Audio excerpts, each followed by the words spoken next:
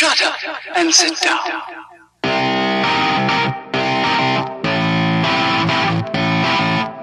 Welcome into another RedOUT podcast. I'm half your dynamic duo, Jake. Devin, how we doing? We're doing good on this end after I turned off the spyware thing that kept screaming pornographic stuff on my computer as we were trying to record this.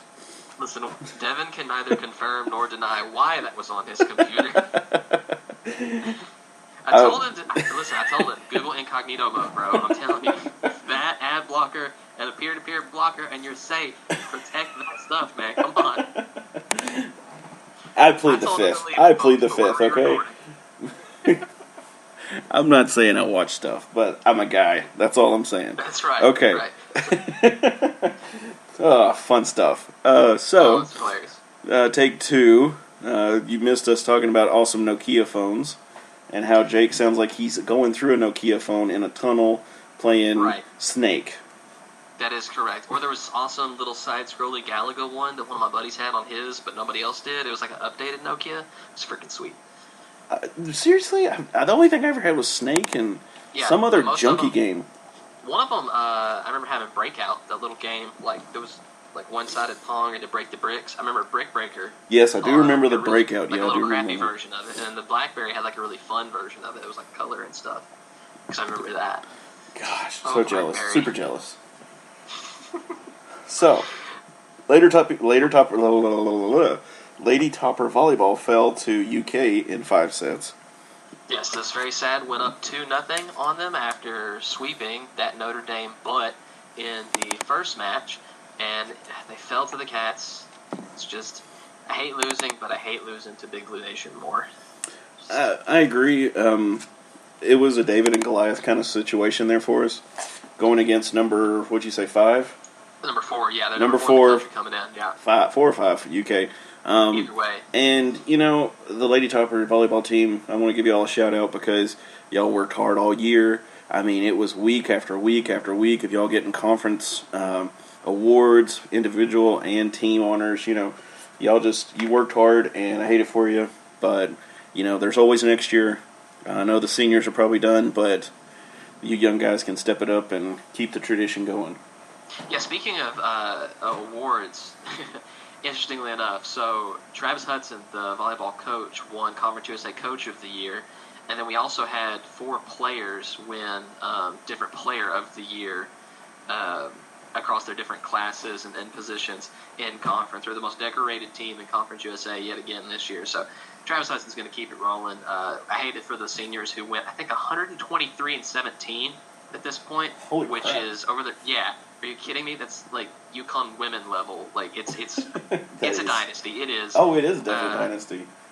And I sincerely hope that next year, if the train keeps rolling, that we get another NCAA berth at a relatively close location. That way, lots of Hilltopper. I heard nothing but good things about Hilltopper fans at Memorial. And listen, shout out to some of the Kentucky fans too.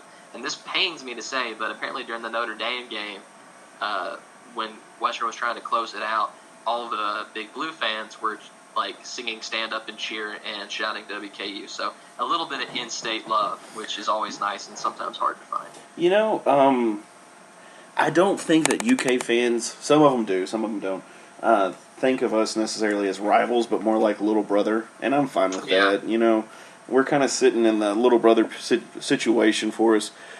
I would like to get back to a rivalry with them, football, basketball, etc. Well, basketball's kind of hard out there, but that's true. And I understand the reason they quit playing us is because it's win-win for us.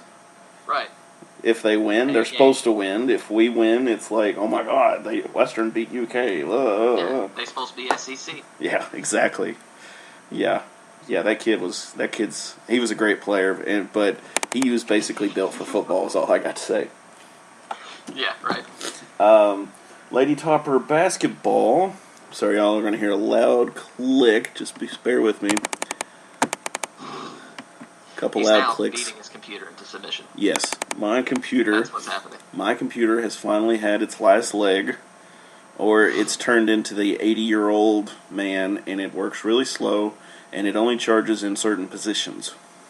Oh, yes, sir. Dang it. Yeah, I feel like I'm having to do a prostate exam when I insert the charger into this damn thing. Pardon my French. You have to let me know how it goes. All right, let's see what the scores are. On that note. Yep, just gonna skip right over that. Looks like Western beat Evansville 92-54. Yeah, it's real bad. I mean, you kind of expected the win. I mean, yeah, we did. We were talking about that. Remember in the last podcast about how far up they were on Evansville, like in the third quarter. Oh yeah. I remember because that's when we recorded last. It was on the 30th. Yep. But let's see. Next game we have are the Salukis. Southern Illinois Salukis. Do you know what a Saluki is? A dog? Actually, yes, it is. Congratulations. What? Yeah, it's like a greyhound. A greyhound. Okay, I was going to say like a husky. It's that like Saluki sounds like some Eskimo word for like giant dog or something, you know. Why would that be Illinois? I'm just trying to play this out in my head as to why all of a sudden they're a husky dog. I mean, why? I don't know. Why is LSU the Tigers? You ever see, besides the one they have locked up, what Tigers have you seen in southern Louisiana? Well, it's in Baton Rouge. Baton Rouge, if you go there. Baton Rouge, yeah. Love Baton Rouge. That tiger is actually one of the greatest stories I've ever heard in my life. So, most of you think, oh my god, that poor tiger, I can't believe they do that to it. This tiger has a better enclosure than, like, Shamu. I mean, this tiger is, like, beloved by the school. It's got its own huge enclosure. Yes. Like at a zoo? It's got its own zoo on campus. Wow. So, game day rolls around. I can talk for football. I don't know how they do it in basketball. Football. Probably don't do it in basketball. I'm just going to throw it out there. They just walk around with it with a chain around its neck. Like, I mean, just imagine that loose in an arena. Like, with, you know. Depends on if they've got on the court yet, but okay. Yes. The other team forfeited. I don't know why. I don't know. They said to heck with it. So football. Let me get back to my point. Football. They pull the trailer up to the enclosure, open the gates, and they say 8 a.m. They pull it up there. Game time, say noon. If the tiger's in there, they close the gates. They take it on. So the tiger has full control whether he goes to the games or not. Do they like give him special treats if he goes to the game or something like that? I don't know. I don't think so. I mean, that would induce me as a tiger. You know, if I go where all the crazy people are, I get extra snacks. I get another goat next time I go. Woohoo! Fried goat, dude. I love fried goat. They usually only barbecue, but I have fried goat. They give me gumbo down here. Yeah, that sounds more like it. Do you think he has like a Louisiana accent? Tigers have Louisiana accents. See, I was thinking more like Foghorn Leghorn. I'll say. I say now. Bring me some of that gumbo down here. I say. That fried gumbo sure looks good, son. Oh, I say. You know, you say fried gumbo. That sounds like something that would be at a Louisiana State Fair. I don't know if I've told this on the podcast before, but we went to Louisiana Lafayette, first road game win in 27 losses. The managers gave us gumbo.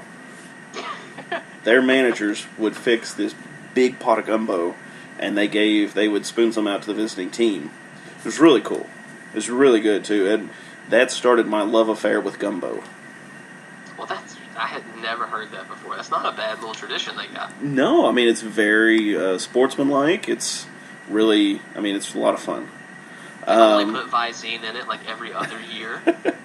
Actually, Visine does not have the diuretic or the diarrhea-causing agent in it anymore, and it hasn't for at least 20 years. Don't ask me why I know that. Because you did try and fail and Google why the heck did this work. This Coke's very salty. Again, I plead the fifth. That goes back to my apparent porn addiction on my Surface Pro that was blaring on the last recording. God, it was so embarrassing. That was awesome. It's one of those where you're just like trying to turn it off. Of course, I was going to stop recording anyway. But if I could stop it in time, I might have just kept going. But after about 2 minutes of it screaming that I have downloaded some kind of porn on it, which I have not, For the because record. he's smarter than that. You don't download. No, of course you don't download it. Why would you? You just watch it anywhere with a click of a mouse.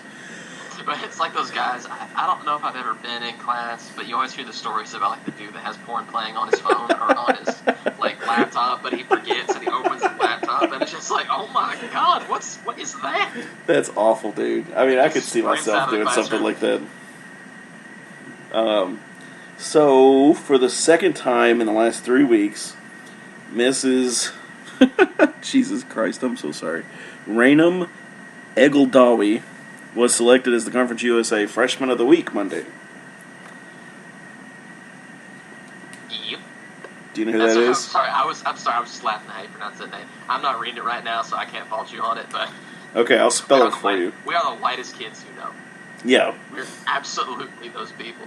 Look, I can't pronounce her name, but I have seen her stat line throughout the year, and she's a stinking monster. And I am so happy that she's playing for the Tops this year.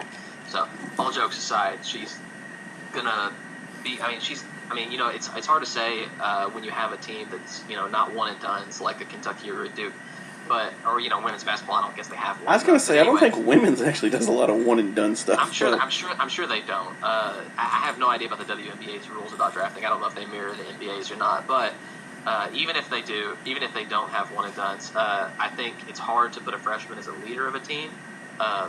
But the way things are going, he might very well end up being one. I agree with that. I think with the stats she's putting up, she's looking really good. Sorry, darling, if it snowed, you couldn't see me. That's how white I am. So I'm not going to even try and pronounce your name again. So white.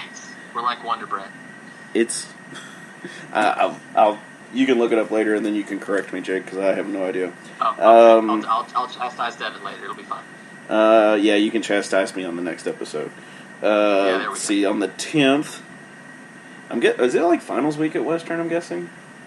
I think so. I think it's about that time of year. I forget now because I'm not in school no more. Same here. I haven't talked to my brother for fear of him being in finals week. So I think maybe next week, or maybe it's like these 2 weeks. It's usually 2 weeks. Do what? The finals week was usually like 2 weeks. I remember because like they wouldn't schedule finals like back to back to back to back. A lot of times they try to give you breathing room. At least in law school, we had a 2 week finals period for that very reason. Yeah, see, from what I remember, it was a 1 week thing, but you had certain finals on certain days. Like, just depending on the class. If your class met on Monday at 9:15, then you were on at Monday at 8 a.m. or whatever. Gotcha. And chemistry and accounting finals, I think, were on Wednesdays. Sadly, I remember those. A lot of nightmares. Women's play next, let's see, on the 10th at 3 p.m. They've got the Eskimo Salukis from Southern Illinois. Then on the 12th at 6:30, they play the MVSU Mississippi Valley Devils. Very cool. I know absolutely nothing about that school. I'm assuming it's like in Evansville. I'm sure it is. I mean, that's what this part of this season, a lot of times, kind of buffering. Yeah, just random schools build up your confidence, build up your win total. You know. Well, that's kind of bad considering Western's at 4-3 right now. Women's, not men's. You know, they're coming off a hot streak of winning that Georgia State or Georgia Southern Invitational. And had a really good win against a ranked, or was at the time ranked Missouri squad. So I'll reserve judgment thus far. Yeah, I don't remember, so I can't tell. I'm just fighting my computer from doing some random sound, so it's okay. Well, no problem. We can move on to men's basketball. Good. I actually, so we've already talked about the EKU game. It absolutely blitzed EKU. Thank God. Yep. What? I said, yep. Yeah, I hate losing to them. We lost to them almost 20 points, 19 last year, so it was good to give them a spanking on our home court. We lost to them last year? Really? Yes, at EKU. Matt Devin was in attendance. He was like he was buddies with some of the boosters from EKU, so he was sitting on the EKU side wearing that ugly burgundy color. So yeah, it was a good revenge game. I mean, absolutely throttled them. And then we followed that up with 78-60 win over the Wright State Raiders, who again, not the best team, ranked somewhere in the 200s in the preseason rankings. But it was a complete showing by Western. At the half, we led by 11, 41-30, and finished up with 37 points in the second half to finish on an 18-point win. All of the Hilltoppers, who, except for 3, finished in double digits. Justin Johnson led the way with 13 points, 12 rebounds, so we had that double-double, which was awesome. I want to say that he is now in the top 20 of active players with total number of double-doubles. He's a machine. And, in fact, I was even talking to a UK, fan friend of mine, and they were like, listen, Justin Johnson, that kid is an absolute, monster down low. I know he's not the biggest, but he is just aggressive and mean. And if you look at how bad Purdue's big man Haas beat up on Louisville's Ray Spalding and As Mahmoud, who are admittedly pretty soft, you see just how tough Dwight Colby and Justin Johnson really are in the paint, which was one of my favorite things from that game. Oh yeah, I mean, praise be to the big man down low.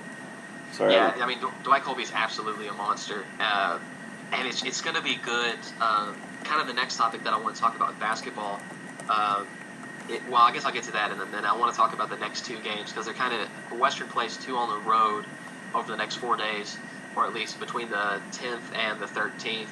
The next game after the Wright State Raiders is at Ohio Basketball. We played them last year in Dibble. It was one of the first games I actually saw the Tops play last year. And it was a pretty decent little last-second win over Ohio Basketball. Not a terrible team, and we're talking Ohio Bobcats, not Ohio State. Don't y'all get real excited. They don't really have any signature wins this year. The best win I think they have, this Ohio team, is against a really good Indiana State team, who Western will see at Biddle next Saturday, so not on the 16th. Indiana State upset Indiana, I'm pretty sure, earlier in the year. Either them or Indiana Evansville, I can't remember. But they're a pretty decent team. They got to win over them, but other than that, nothing major. They lost to Dayton. They lost to Clemson. Nothing crazy. And then after that, Western has their last real... So after Indiana State, you have your last real resume builder. Sorry, before Indiana State, last big resume builder, and that's at Wisconsin. At Wisconsin, looked a lot better last year because...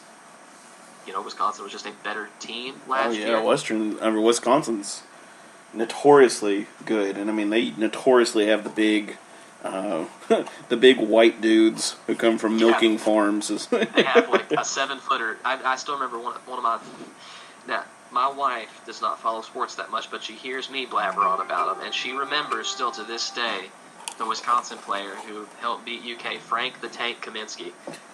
Who was 7 foot tall, but he shot 38% from 3, and it was stupid. I have no idea what he's doing in the NBA now. I know he got drafted, but so they're not as hot this year. I think they're sitting at 4-3 right now, but they do play in the Big Ten, and I am really looking forward to that because that is an away game. If Western can go up to Wisconsin, whatever their arena is called, I think it's some corporate name. I think maybe Coles Arena? I don't know. But if they go up there I was thinking it was the Prairie Farms Arena. Yeah, that would make more sense, right? We are the cheese arena. This is the Kraft mac and cheese arena. Yeah, I was wondering if that would go over your head or not, but okay. No, Prairie Farms. I know they have milk, man. And ice cream and stuff. Oh, yeah. So, what do you think chances are for Western to go up there and spank Wisconsin? Okay, Slim. so I think there is a good chance to go up there and win.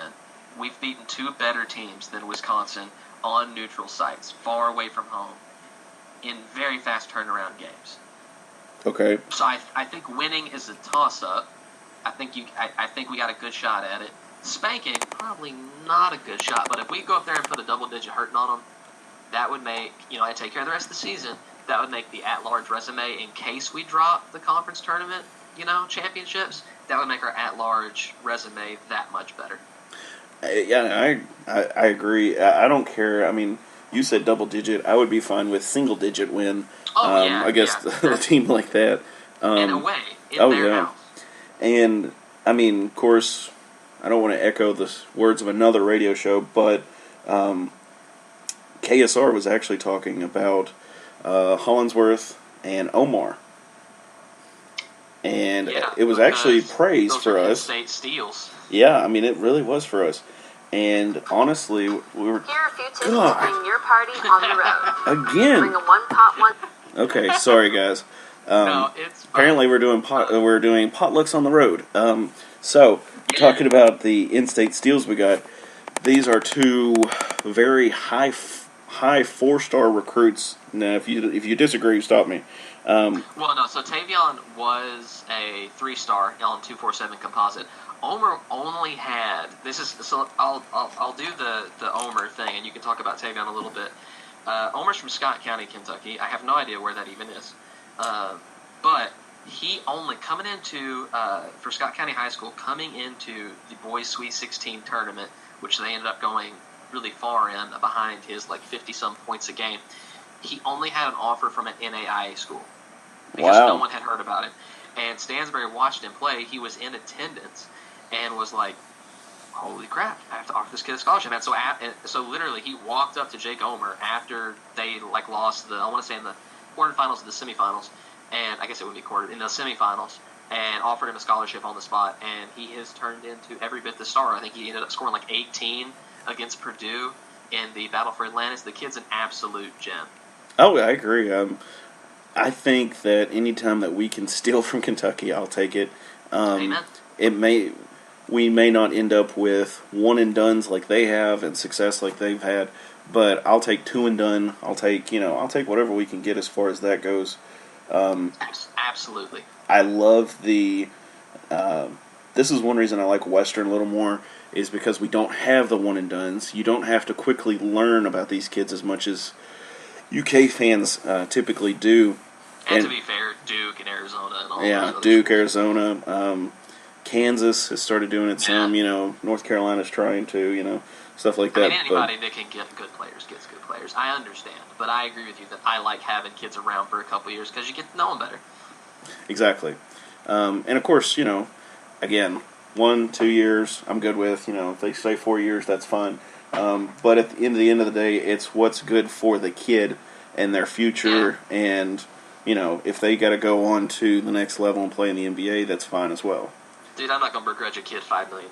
That's an outrageous thing for anybody to do. Anybody that talks one and done, it's terrible. Look, they're using these kids. Yeah, using these kids. That's the dumbest take. I don't care what anybody says. Here's my thing. You cannot sit there and say, well, this kid needs to get an education and then they can go play. Okay, let's think about this rationally. This kid's going to go in the league and make $5-10 million, whatever. Say he plays for, first year he gets 5 or 10, and then it keeps going up and up and up. If he even saved $30,000, $50,000, $75,000, just said, I'll put this away and then I can go back to school. He could get his education. He could do online classes. He doesn't have to be in an actual classroom. There are plenty of online schools that are allowing people to do this kind of stuff. Well, and there's all kinds of, you see NFL players all the time, going back either online or in the off season, actually going to school and getting degrees. And I know a guy who faced this exact choice. We called him God's gift back in high school. Is Mark Biggs, just super nice kid, a couple years behind me out of Warren East, got drafted in the MLB, late round, 5 or 6, 5th or 6th round, I don't know. He had a full ride to Vanderbilt to play baseball. So if you guys don't know, that's one of the best schools to go play college baseball at, right? Full ride, probably worth, $100,000, $150,000. His signing bonus to play 1A ball, or it was 1A or 2, I can't remember, but it was $650,000 was his bonus. My God. He immediately, this is the rumor, I don't know, I never asked him because I didn't want to ask about his finances, but I heard he immediately paid off his mama's house, right? Well, paid off their mortgage, bought himself a truck because he needed a truck. He bought himself an expensive truck, but he had it, and then put the rest away because he still made a salary of $40,000 to $50,000 every year, and the team paid for a lot of stuff. And I still remember him, like, in the summers, or not summers, but, like, in the off-season, being back home in Bowling Green, like, working at a shoe store just because he needed something else to do, and he liked selling shoes because he was a sneakerhead. So he can now go back and just pay cash for a Vanderbilt education if he wants to. If he blows out his knee during spring training, it's game over. Yeah, he still has the option to go back. Yeah, He's actually been most, and I hate to say this, but one of the number one things I think these young guys should do is go back and get a financial advisor, a legitimate financial advisor, not somebody you got to worry about running off. By Adidas. Yeah, exactly.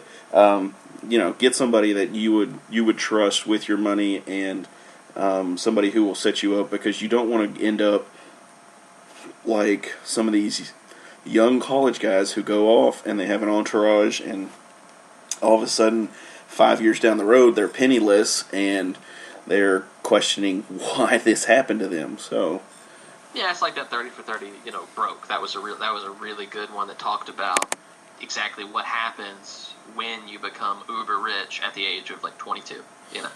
I couldn't imagine. I couldn't either. I'd be a terrible person, I'm sure. So, with me being the half-full person that I am, it was announced on Sunday night, Monday, that Western has actually made it to a bowl game. Whoa. Jake is the half-empty guy. So I solely am, and I have reasons, darn it. Okay. I agree with a lot of your reasoning. And, of course... I agree with a lot of your positives. It's not all bad. No, it's not all bad. And it's not all great. Okay? Right. Don't take my positives as complete rainbows. There are plenty of clouds to this. There are some people out there on Twitter that this is sunshine, and the people associated with the team, I don't begrudge them anything. That's what you got to do. You got to put a happy face on. You got to talk it up. You got to get the fans there. But all the people that are trying to paint it like it's the grandest thing, and we're so happy. No, you're not. You're not that happy. You're relieved. You're not happy. This is not a Rose Bowl. Yeah, it's not. It's not even the Music City Bowl. It's not even the Belk Bowl. Which, by the way, I did call that Kentucky was going to go to the Music City Bowl. I've been talking that smack for weeks. Yeah, and what's crazy is after you had been talking about it, because we all listen to I listen to ESPN Louisville. Devin listens to KSR quite a bit, and both the people that talk Kentucky on those shows, because ESPN Louisville they got a couple of shows that are Louisville centric in the morning, but they kind of cover both equally because they have their own version of KSR. Louisville does, former players and all that jazz. Okay. But they were talking about, it's not that good of a station. I don't like that. Marcus Maven's a great dude and a fantastic success story about him being paralyzed and all that, but I can't listen to it. It's the same reason I'm not a big KSR fan, is I just can't listen to honk radio. Like, it just bothers me. I like very aggressive, angry radio, so that's why the Midday Rush is my favorite. But anyways, both Kentucky sides had been calling, once things kind of chilled out, that they were going to go to the Music City Bowl. And then the Music City Bowl guy, talked to Matt Jones and talked to some other media members and was like, yeah, Kentucky's coming to Nashville. I mean, it makes more sense. I mean, okay. It does. It makes so much sense. When you look at, they played Vanderbilt and they had almost more fans there than Vanderbilt did. I mean, that makes a lot more sense. Missouri did. Yeah, I mean, anytime, that was the big game for me that I was like, that makes more sense. Why else? I mean, Lexington is what, 5-6 hours from Nashville? Almost said Louisville. Yeah, that makes sense. But yeah, I mean, that's not that bad a drive. I know they play. No. The big thing on KSR was that Kentucky played Louisville the same day that they would play in that bowl game, and that was the big hang-up for the guys on that show. Fair enough. And I can see that, but at the same time, I was like, people can make it if they want to make it. Yeah, I mean, you got to think, though, I don't want to say it's a disappointing season for Kentucky, but it's definitely not the season they hoped for. Yeah. And they won't have an easier schedule for another decade, probably. Probably so more I than would that. imagine, and it's an exciting basketball team, and it's a basketball school, so I would imagine that the attendance numbers, while not, trash level, will probably be fairly low, just because they're going to sell out the Louisville game. Now, see, I don't know. Now, here's my argument on that. I don't think that they'll necessarily sell it. The Louisville game will still be a big go-to, but with Rick being gone, I don't think it'll be as big as people think. Because Rick Pitino added so much fuel. Have been down. Do I know? I was just saying that statistically, I mean, this is across all boards, but Kentucky likes to talk.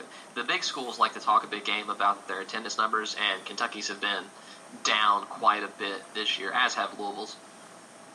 Well, yeah, I agree. And what's funny is the KSR crew is traveling to New York, and they stopped at, I don't even remember what game it was, and they even commented that I think it was North Carolina, Tulane or something, got great seats, and they're like, there was nobody there. Yeah, they're like, this isn't just, they were like, this isn't just a UK problem. Apparently, it's across the board problem. I was like, wow. And not just basketball, it's football, basketball, baseball. People just aren't coming out like they used to. It's a big money thing. It is. Well, I mean, I'm not saying that I'm not going to pay for a ticket, but what I am saying is if I can get a discounted ticket by any means, I'm going to. Because if you look right now, let's see what the StubHub, I like to play this game. What do you think the get-in price for the UK versus Louisville basketball tickets are? Just to get in the door, how much would it cost today to go sit? And look, I've been in Rupp. Rupp's a lot of fun, but Rupp has bad seats. There are some places like Diddle that don't really have bad seats. Rupp has trash seats. So how much do you think it's going to cost just to get in the door Friday, December 29th? Now, are you talking like trash seats, or are you just talking... I'm talking the cheapest thing on StubHub when you first pull it up. I'm going to say like $50. Try again. High or low? Higher. So, $100? $95. Oh, wow. For $231, which is up. Where basically the stairs go straight up and down and... Pretty much, yeah. If you've ever been to the top of Rupp, it's like above the highest level of students. That's where we used to sit, by the way, when my parents and I would go. Yeah, because that's where a normal family can afford to sit. Exactly. Yeah, $95 to get in the door. So let's assume for a moment, okay, that you don't have children, okay, so everybody's paying full price. You're talking about $400 by the time you include parking, just to get into the game. I'm telling you, my 50-inch looks a lot better than that.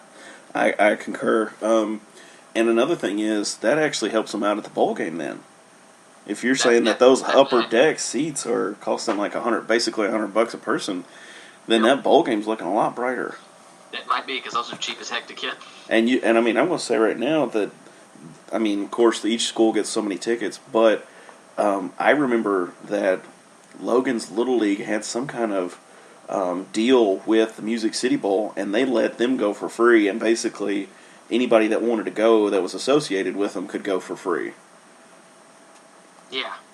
So, I mean, the bowl game to me, I think, would be a lot better. Of course, let's get back to Western a little bit here. We've kind of gone off on tangent on UK. By the way, you can get into the Music City Bowl for $9. $9. There you go. You can now, go that's to way up in Louisville. the uppers of the Coliseum, but you can get in for $9. Yeah, but the uppers of the Coliseum are still nice. I mean, they're good seats. Yeah, I mean, it's they're not as trash as Diddle's, or not Diddle, Rupp Arena's upper level seats. Banners are in the way. Yeah, exactly. But so there you go, guys. You can either pay $95 and go to UK Louisville game, or you can pay $9 and see UK Northwestern. There you go. And I want to say, now, fun fact for you: when Logan and I were talking the FIU game a few weeks back, we saw the numbers, and it looked like it was like $3 to get into that game. I was like, that is crazy. Yeah. Anyway, back to the Western. Actually, that game was labeled in the bottom 5 for Sports Illustrated's most watchable games. Yeah. We weren't the bottom one by any means, people, but we were number 2 at the bottom. Some have us at the bottom. We're a bottom feeder bowl. Yeah, and that's. I saw one that said not that you don't want to watch it. It's just what you want to watch when the other bowls have commercials. Yeah, so that's what I heard was Diamond in the Rough. I was like, ugh. But yeah, okay. this is a good starting point. Here's my rainbow. First-year coach, new system. We made it to a bowl with a mediocre record. Now, granted, 80 teams made it to bowl games, but that's more than half. Let's yes, throw that out there. More than half. That's 2/3, granted, but we did make it. Now it's all up from here. That's my thing. We've got to get to a better bowl game next year. We have to have a better record next year. Better recruits. Let's just keep building on what we've got. Granted, we are making it to a bowl game, and it is in Orlando, which is another bright spot for me. People can actually get to the game. It's not the Bahamas. Excuse me. Attaboy. Gosh, see, I've been sipping on Diet Dr. Pepper. That's not an endorsement. Oh, yeah. That'll do it. Not sponsored. We'd love to be, though. Yeah. It's the sweet one. Anyway, but I got off topic again. Anyway, it happens. Don't do that to you. It happens. It's a bowl game we can get to. No. It's a bowl game we can get to. People can get to it. It's not the Bahamas. It's not having to drive to New Mexico like the Marshall team is. Granted, they're playing a better caliber team, but how many people are going to drive from West Virginia? Yeah, exactly. Yeah, they're not going to have anybody there. They'll have their family, and that's it. Because their family got free tickets. Yeah. But apparently the worst bowl to watch is the Independence Bowl, Southern Miss and Florida State. Do you know why? Do I know why?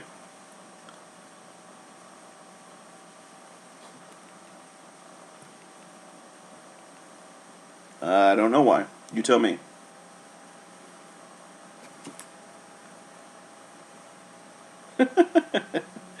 Okay. I'm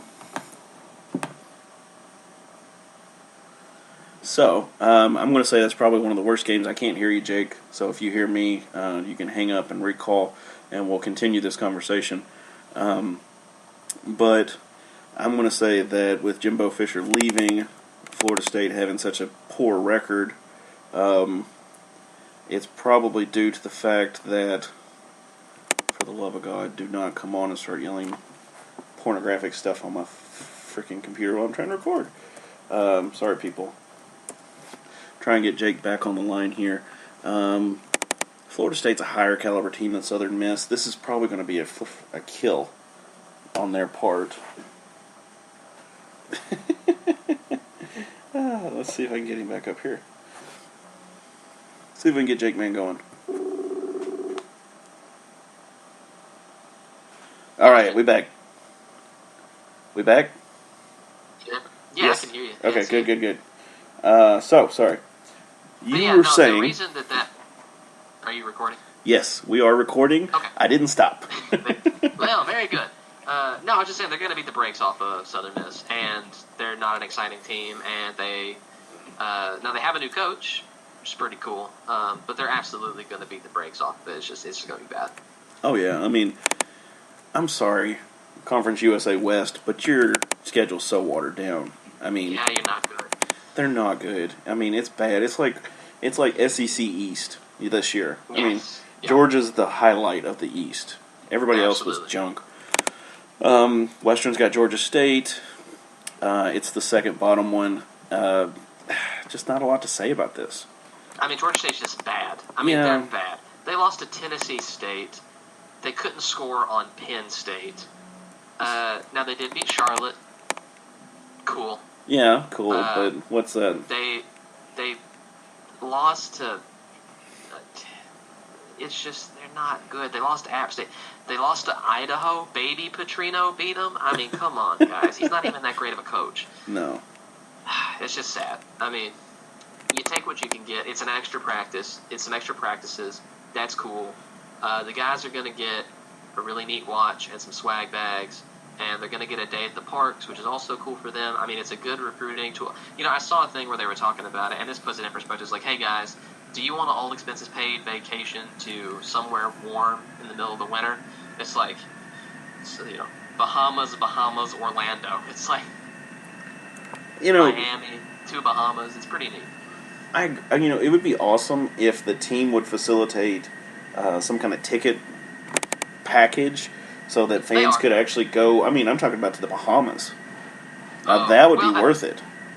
I don't remember if they did last year. I don't know. I feel like they do. It's just prohibitively expensive. You know what I mean? Yeah, I agree. Trying to skim through here. Some of these bad games. Duke, Northern Illinois. That should be worse than ours. Ugh. Of course, that was a number 28, and we're 35. Kentucky's... The Music City Bowl is 25 on this list. And I'm like, really? It's still going to be a bad game. You've got two anemic offenses and two fan bases that do not care. Yeah, I mean, of course, Marshall, Colorado State, it's on here. MTSU and, let's see. Arkansas State. I think that'll actually, I don't know how Arkansas State is this year, but that wouldn't be a bad game. So, yeah, that might be okay. Because MTSU is still kind of beat up, and I don't know anything about Arkansas State. Arkansas State is historically fairly good. Trying to see what their record is. Are they still in the Sun Belt? Yeah, they're still Sun Belt team. Okay. Arkansas State could beat MTSU very easily. That game's ranked 33 on the Sports Illustrated list. Trying to kind of skim up here and see what some of their more top games would be. I think as far as bowl games? Or yes, bowl games. Conference USA, I'm just kind of like, eh. Yeah, I'll tell you some of the ones that I'm looking forward to seeing what happens. I had already told you this, but I'm looking forward to, besides the local stuff, LSU versus Notre Dame in the Citrus Bowl. That's usually a pretty good game. See, that's ranked 13. Really? That low? Yeah. Now, here you go. Let me tell you one that's number 15 is Troy versus North Texas. I just don't see that being that good a game. Yeah, I don't either. Now, I will say that it probably will be, as far as watchability, it'll probably be pretty good because Troy upset LSU this year. Troy upset LSU this year, so they're a really good team. They almost beat Clemson last year. And North Texas can sling the ball, so maybe it'll be competitive. But I just don't imagine those two fan bases make a very compelling national storyline. Now, here's talking about national storyline. Lane Kiffin and the FAU Owls are playing Akron. That's number 14.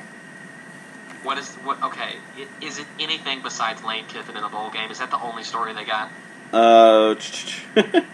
Let me read the first sentence. Let me read the first sentence of this. With a primetime national audience to himself, Lane Kiffin is going to try to get everyone's attention one way or another. So that just tells me that's a Lane Kiffin show. What time is that game? Oh, crap. Hold on. Should have known you'd ask that. Yeah, 7 p.m. on ESPN. Okay, fair enough. You're going to have a primetime audience. You best run up the score on stinking Oh, Akron. he will. Oh, you know he will.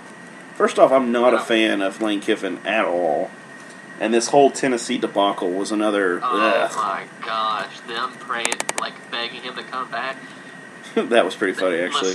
Listen. I make fun of the far-out BBN, Cletus T fans. But there is no more pathetic fan base right now, in my opinion, than the Tennessee football fan base. They are absolutely garbage people.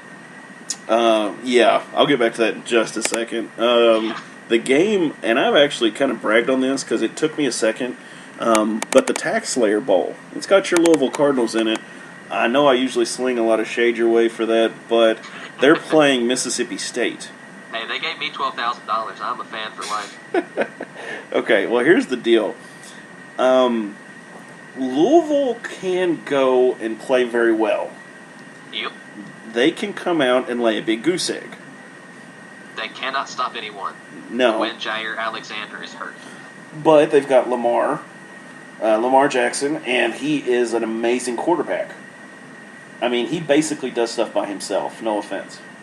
Yeah, I mean, that's the thing, right? And I will say, because, again, I follow them real heavy, they ended the season on a 3-game win streak. Now, granted, they did not play high-caliber competition. They played Syracuse, Virginia, and Kentucky. Fair enough. As a Kentucky team, they lost to at home last year, right? Which is a Kentucky team that was worse because they don't have Boom Williams anymore, right? Yeah. So, and John Toth and some other really good players. they can score the ball. They've got one of the top 10 offenses in the country as far as production, as far as yardage, as far as efficiency. The kid is an absolute monster. He's got the most all-purpose yards as far as passing and rushing in the country. He's got 42 touchdowns. He's tied with Baker Mayfield for touchdowns. It's absolutely outrageous. I mean, but for most of the year, they couldn't stop anyone. Yeah, of course. Baker Mayfield is a entertainer all to himself. He is the biggest heel in that conference, but at the same time, he's awesome. He's very good. There's no doubt. He's a very good quarterback. He's a very good entertainer too. I actually had a doctor's appointment today, and the funniest thing is I sat and read some of the things that happened. Some of them I don't agree with from a sportsmanship point of view. Like running by the bench of, was it Baylor, and yelling "F-U"? Yeah, probably. I frown on that. Was that the junk grabbing game, or was that Kansas? That was the junk grabbing game where he ran by and did the little pistols and was yelling "F-U". And well, that might have been Kansas, I think. Okay, they all blend together for me. Game, yeah, they do. The Big 12, it all runs together. That was the same game that Kansas wouldn't shake his hand. Yes. But I did enjoy the, I think it was Baylor, when he ran by and said, they were booing him or something, and he said, "You forgot who your daddy is, now it's time for me to spank you." Yeah, that's pretty funny. That was probably one of the more, of course, see, I don't mind him planting the flag at Ohio State. That didn't bother me at all. Didn't bother me. Florida State's mascot rides out on a horse to midfield and throws a spear in it. I'm not upset. Don't care. USC stabs their field, too, with the sword. With the sword. Yeah, it's not a big deal. And, of course, I think they should do it on opposing fields, too. Because it's like, hey, we won at your house. I agree. Kind of like bringing the gauntlet. But what else? There's like 2 or 3 different... Oh, when he went to Texas Tech, fun story. I don't know if you knew this or not. When he went to Texas Tech, he wore a shirt onto the field at pregame that said "Traitor." Now, fun story. Was he committed to them before? He played on their team, and then he transferred. Well, I read this on this article today. Then he transferred to Oklahoma from Texas Tech, and they did. The last year, all the student section wore shirts that said "Traitor." So funny, love it. But Louisville, Mississippi State, I think that'll be a fun game. Now you got to remember that now Dan Mullins took the Florida job, didn't he? Yes. Okay, so I don't know if he's coaching the bowl game, but that can be a disruption. Normally they don't. Yeah, I mean normally they don't. I mean Braun didn't for Western last year. I mean it's normally not how it goes. You want to get with your new team, and I get it. Fair enough. I kind of wish they would. I think it's a little more of an integrity move, but you got to figure that weighs in Louisville's favor. Jair Alexander, who is a lockdown corner, who's a first-round draft pick, is playing and is healthy, and they've got a run game, which is what has allowed Lamar to stay in the pocket a little more and not have to extend plays because there actually is a threat for somebody to run more than 2 dang yards besides him. I mean, the dude's already... He's over 1,400 yards this year and passed for 3,500. It's absolutely ridiculous. That's awesome. Now, the only comparison that we really have to judge those two teams is the Missouri State-Kentucky and Louisville versus Kentucky, and they both threw up 40 points. 40-plus points. They both absolutely beat the brakes off of them. Both times the KSR crew thought it was going to be a lot closer, but it wasn't, and that's fine. Now, barring the national championship games, the top game on this list is the Cotton Bowl, USC versus Ohio State. Now, there's a lot of discussion. Rivalry. Yeah, there's a lot of discussion among people, sports fans in particular, obviously, that Ohio State should be in the championship playoff. What do you think? I am of 2 minds.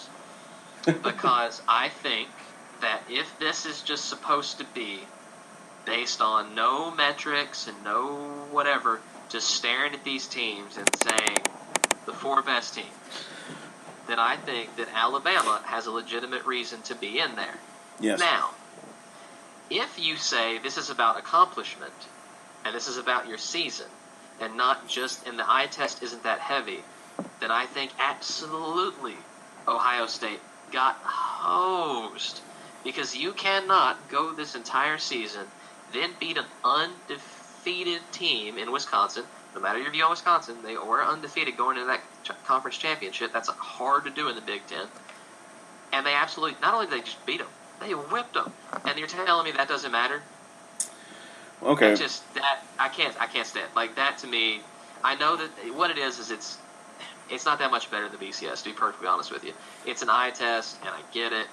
Alabama has a right to be there, but I think that if it's supposed to be how your season went, and it's supposed to be more than just how strong you think they are, then Alabama shouldn't be in there. I agree with you, and I've gotten in debates with people over this. Alabama started out and I'm going to be pro Alabama here, so forgive me if you're not pro Alabama. They started out the season playing Florida State, who was number 2. Alabama number 1. Okay, now granted, preseason polling is not the best, but listen, I take wins at the ranking that it happened, like when it happened. So they beat the number 2 team in the country, in my opinion. Yeah, and they actually probably ended that the number 2 team's season. They absolutely did. But at the same time, they played the number 2 team in the nation. They were basically number 1 all year till they play Auburn, which is notoriously a thorn in Alabama's side. And Auburn is they have Saban's playbook, basically. I mean, that's how I take it. And they, of course, they don't win every year, but they do several years in a row, typically ruin Alabama's perfect season. And they will go out, and obviously Auburn stepped up after they beat Bama, and they took number 4. Bama dropped down to 5. Well, then you have the SEC title game. Auburn dropped back down. So, theoretically, that's how it should be. I agree. Now, if you want to expand the playoff to 8 teams, absolutely, I would love it. Let's do. I can't take credit for this idea. One of my friends on Facebook I saw posted this, and I agree 100%. We need 6 teams, Power 5 teams. Okay. That would be the conference championships from each of the major ones, okay? Randomly, the AAC as well. Yeah, and then randomly pair them off. Draw numbers out of the hat. I don't care how you do it. And then you have 2 at-large bids, and then you just let them go at it. I mean, it's not that big a deal. I will say that I like that, but what I like better is your 5 Power 5s, because that Power 6 thing is horse crap.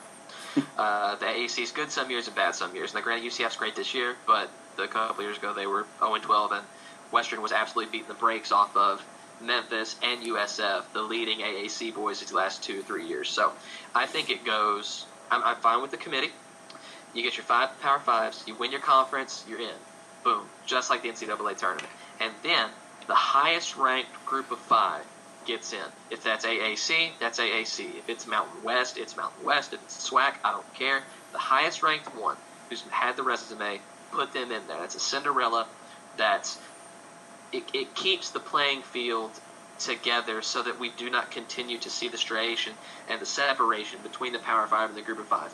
I know it's inevitable. I know the money's way different. But in order to keep football in the vast majority of the schools, you need to have a play in each other. So I think that take that highest-ranked Group of 5, that's your 6th dude. Then, just like you said, 2 at-larges, the next 2 highest, I don't care. However you want to do it. See, I was going to say, dude, you cannot have a 6-team playoff. What are you going to do when you get down to the 3? But then you changed your story, but that's fine. You just have 1 and 2 have buys.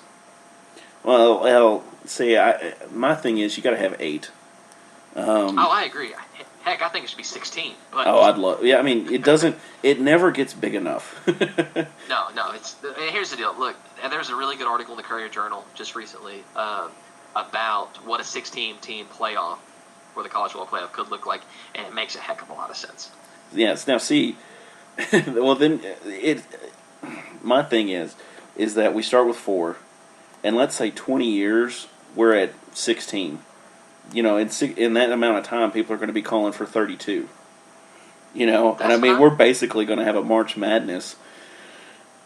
course, that would take months to play out that entire thing. Yeah, and I don't think it'll ever get that far just because there's not enough conferences. But at the same time, 16 is doable.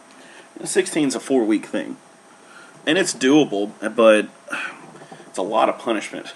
It is, and you wouldn't see a lot of the stars play, right? Because you got guys that are thinking about their career, and I don't necessarily blame them. But and I mean, I still think it'd be better. Let's just theoretically place, let's say Baker Mayfield in Oklahoma was in a lower tier thing at this point with that playoff standings. I mean, I could see him sitting out.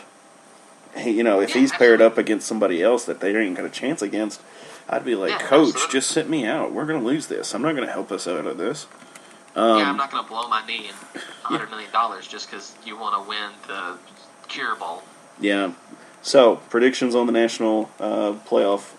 What are you thinking? Oh, I just closed out the spreadsheet. So it's all good. What are the seeds? I just don't remember the seeds. What are the seeds on either side? Alabama's a 4. Alabama's 4. 1, right? Yes. It's Alabama, Clemson, and Oklahoma. Alabama's going to beat Clemson. And Oklahoma, Georgia. Yeah, I think Alabama's going to beat Clemson. Sean Watson's not walking through that door. All right, he's just not. That Kelly Bryant kid's real good, but he ain't there yet. And what were the other? Oklahoma is, I think they're 2 or 3, and Georgia's the other. See, that one, honestly, I don't know, Georgia in the upset because I like their defense, to be honest with you. I don't want Baker Mayfield to lose because I like when the underdog wins. Now, see, okay, here's my thing. I think Bama's going to lose. I'm pro Bama, don't get me wrong, but I'm going to say Bama's going to lose to Clemson, and it's going to be Clemson and Oklahoma for the title match. And yeah, I think you're having an SEC title game from God knows when to go. Now, see, I'm hoping it's not both a SEC Georgia Bama. I mean, that would just be awful. I'm telling you, I hope so because that is Bama and Georgia getting in is already irking enough people because a conference got left out. So I'm sincerely hoping that it's Alabama and Georgia that with would be Georgia national championship because it will push them to the 8-team playoff faster. You're probably right. I'll give you that. And for our listeners, I'm going to give you a little sneak preview here. Myself, Jake, and Logan are going to be doing a college football playoff bracket, March Madness style. Yep. And we're going to just basically see who wins. We're going to go down through the games. That's right. We're going to go down through the games, list who we think is going to win, and whoever wins, I guess we get, gentleman's bet here, I guess. Yeah, to talk smack. That's what we get to do. We're going to talk smack to each other, and we'll just see how it goes. And to encourage each other not to cheat or change answers before December 16th, because I think that's the start, isn't it? Yeah, I think so. It's kind of got a due date of when to turn in those sheets. For sure. And we will turn them in, copy-paste them on. Exactly. Lock them all in, put them all together, and send them back out to each other so everybody can check each other's and not say there's no way that somebody could cheat, I guess is what I'm trying to say. Agreed. So, again, talking sports here, and it's actually that time of year when coaches are changing, and we've made fun of Tennessee enough on this show. But some news that's going to hit close to home is Coach Willie Taggart has gone back to Florida. He's going to Florida State. And I think it's a good hire for them. I think it's about the best they could have hoped for outside of maybe like a Chip Kelly. I agree. I think it kind of sucks for Oregon. Oh, it sucks for Oregon. I mean, it's funny, the headline, and the first thing I saw was, after 1 year, Willie Taggart goes to Florida State. Well, not only that, do you know that he's had 3 jobs in 1 year if you count it by the days? That's great. Because he was technically coach of USF for one day, in 2017, and then between exactly last year, 363 days. That's funny. Oregon, and then another couple of days as Florida State's head coach. It's awesome. That's really funny. Now, okay, I have a lot of hang-ups on this, and some of it is because of him. No, again, just like the NBA, I give these coaches are individuals who have to think for their families and for themselves and do what is best for them. And sadly, Western is a what would you call it? A stone skipping school, I guess. School. Yeah, stepping stone. Yeah, I just made up a word there. Stepping stone school. Stone skippers, what I said. Skipping stone. They're going to be jumping. So people basically come to Western, first-year coaches, offensive coordinators, etc., and they basically go to a bigger school. And my big hang-up with Coach Taggart was that when he left Western, he had a meeting with the players, supposedly, at 6 o'clock that night and said, I'm not going anywhere, you don't have nothing to worry about.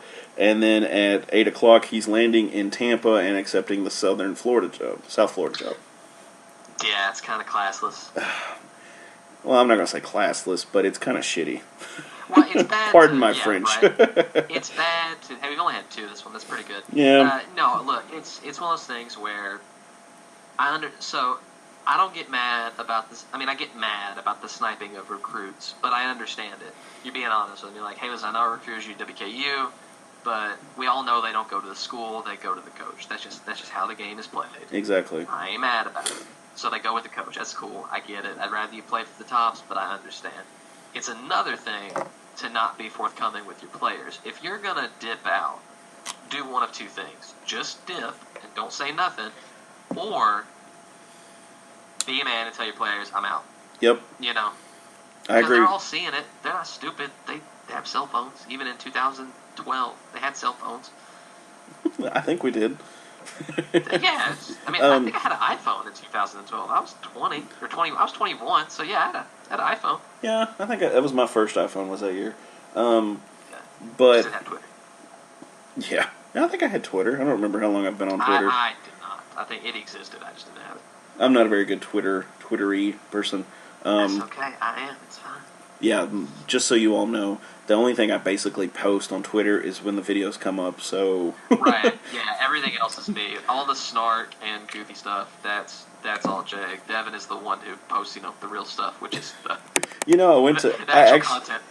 I did actually went to post about Taggart, and you had already retweeted it, and I was kind of like the happy kid that was going to do something, and I was like, oh, he already did it. Oh, well. Yeah, I live on Twitter. I can't help it. I'm like, anytime I'm on bathroom break or coffee break, I'm like, tweet. The worst... Yeah, well, that's how it goes. Boss makes $1 and I make a dime, so that's why I poop on the boss's time. Greatest poem ever. I love that little Elmo gif. Yes, that's the greatest. But talking about Taggart, now supposedly he left Western to go to South Florida because he had family, and if he's from Florida, and he was going down there for family. Well, then obviously, what was that? Last year he went to Oregon, or how many years has it been? He was there like 2 years. Okay, 3 so years, so he left South Florida at the beginning of this year. Yeah, you said that. Sorry. No problem. And then, obviously, he's moving from Oregon back to Florida State, which makes sense for him. And I'm happy for him and his family, and I hope that Florida State, as I used to cheer, very avid fan of Florida State when Bobby Bowden was there, can come back to their glory days.